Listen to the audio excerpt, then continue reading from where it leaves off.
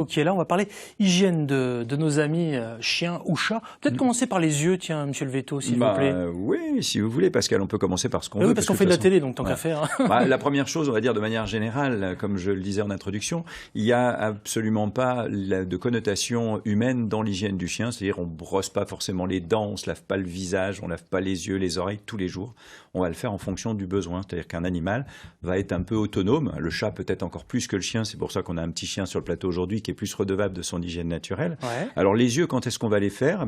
Pour commencer par ça, quand ça coulotte un tout petit peu, mais un chien qui n'a pas de petit dépôt au coin des yeux n'a pas forcément besoin qu'on lui nettoie ses yeux pour simplement les nettoyer. J'imagine qu'il y a des races qui sont plus fragiles que d'autres, forcément. Alors effectivement, vous avez des races comme le Sharpei, vous avez des races comme le West Highland White, qui vont avoir, je prends ces deux-là, mais il y en a beaucoup d'autres, qui vont avoir besoin d'hygiène supplémentaire parce qu'ils ont des plis de peau, parce qu'ils ont une peau très claire, parce qu'ils ont un poil qui ne tombe pas naturellement et qu'il faut épiler. Tout ça, ça fait partie effectivement du jeu. Néanmoins, si on doit laver les yeux, est-ce qu'on le fait comme pour nous, par exemple, avec un coton-tige ou avec un doigt un peu d'eau? Oui, tout à fait. Tout à fait. On va prendre un petit produit comme ça, si vous voulez, une compresse propre, ou alors il existe aussi des compresses pré-imprégnées.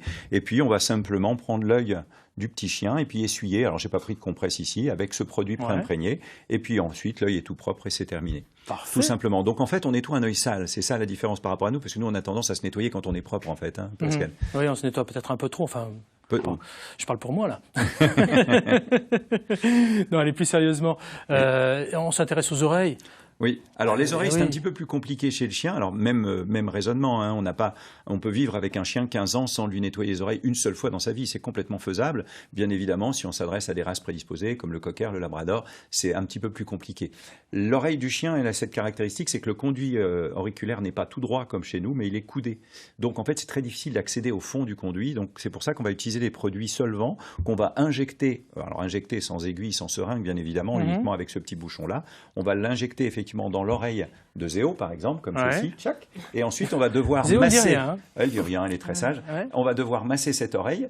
Ça va faire une espèce de petite mayonnaise à l'intérieur, et c'est la chienne qui va se nettoyer les oreilles elle-même en se secouant, en utilisant la force centrifuge. Ça va projeter vers l'extérieur. Et nous, pareil, avec un petit coton, avec une petite lingette, on va essuyer le surplus de ce qu'elle a bien voulu nous éjecter. Voilà. Ouais, ça a l'air de comme lui elle vient plaire. de faire là. Je précise que je n'ai absolument pas mis de produit à l'usage de sa maîtresse qui va sinon m'en vouloir. Ok. Dites-moi, vous avez un chien, un animal de compagnie, vous, Mado? Oui, j'ai 4 chiens. Ok. Voilà. Vivant, hein? Vivant. Ah ouais, je me méfie toujours avec Mado, taxidermiste. Attention. C'est quoi comme race? Des teckels poils durs. Ah, et une croisée labrador Springer. Vous vous occupez de temps en temps de leur hygiène? Souvent, oui. Comme ils vont à la chasse, donc des brindilles dans les yeux et la labrador un peu les oreilles. Les dents aussi parfois? Les dents, non. Elles ont des petits trucs à mâcher régulièrement. Qu'est-ce qu'en pense le Véto des trucs à mâcher régulièrement? Jolie transition, Pascal. Alors, en fait, là, on va retrouver quelque chose qui est commun à l'être humain, c'est que le brossage de dents reste irremplaçable quand on doit faire de l'hygiène bucco-dentaire. Et là, on est obligé de couper en fait la population canine en deux, les petits chiens et les grands chiens. Chez les grands chiens, cette hygiène bucco-dentaire est extrêmement peu, je dirais, pertinente. Chez les petits chiens, les chiens de petite taille, on a beaucoup plus de risques de problèmes bucco-dentaires. Donc un apprentissage est nécessaire, parce qu'il est bien évident que si on doit brosser les dents d'un chien au combat tous les jours, ça ne va pas durer très longtemps. Donc la grosse phase, ça sera la phase d'apprentissage, d'expliquer à ce petit chien que c'est super sympa de se brosser les dents. Pour vous avez des petits kits avec naturellement un dentifrice, pas à base de fraises ou de menthe, mais à base d'essence de viande ou ce genre de choses comme ça, avec tous les éléments nécessaires dedans pour que naturellement ça nettoie les dents, une brosse à dents, et ce petit instrument ici qui est un doigtier pour les gens qui sont mal à l'aise avec la brosse à dents, où on va l'enfiler carrément et ça gratte un petit peu la dent à l'identique d'une brosse à dents. Les petites lamelles, puisqu'on est parti de là, sont des accessoires supplémentaires, mais leur taux d'efficacité dans l'hygiène bucco-dentaire est nettement moindre. Voilà.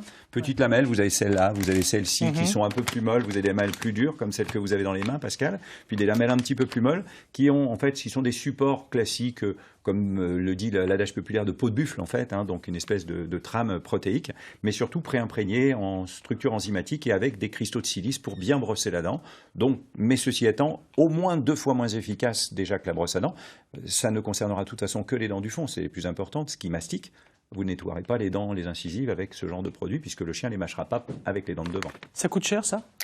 Vous arrivez sur des budgets de l'ordre de, en fonction de la taille du chien, entre 30 centimes et 1 euro par jour en fonction de l'usage que vous en faites. Au niveau par contre du brossage de dents, c'est insignifiant comme nos brosses à dents et nos dentifrices à nous. Ouais, on parlait tout à l'heure du Golden ou du Labrador, c'est ça, du croisé Labrador que vous aviez, Mado. Voilà, du Springle qui part souvent à la chasse. Ouais. Forcément, les pattes sont un peu sales quand on part à la chasse. On nettoie les papates comment chez vous, Mado? Oh, les pattes, non, il se nettoie les pattes tout seul. C'est surtout les yeux, les ronces.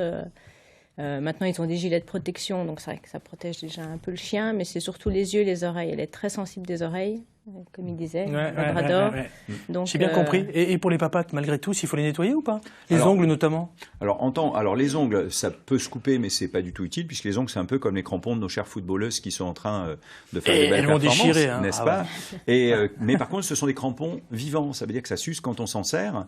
Et je vais prendre 2 exemples. Si on a un chien comme le chien de Mado qui va plutôt être dans la nature, il va avoir des grands crampons pour pouvoir s'agripper au sol. Si j'ai un chien plus urbain, il va plutôt s'user les griffes sur le macadam et utiliser ses coussinets pour être en adhérence. Donc, dans tous les cas de figure, on a peu de pertinence à intervenir, sauf sur des animaux très âgés ou des animaux, on va dire, très sédentaires. Dites-moi, Jean-Jacques Dens, ce qu'on a dit pour le chien est valable pour le chat.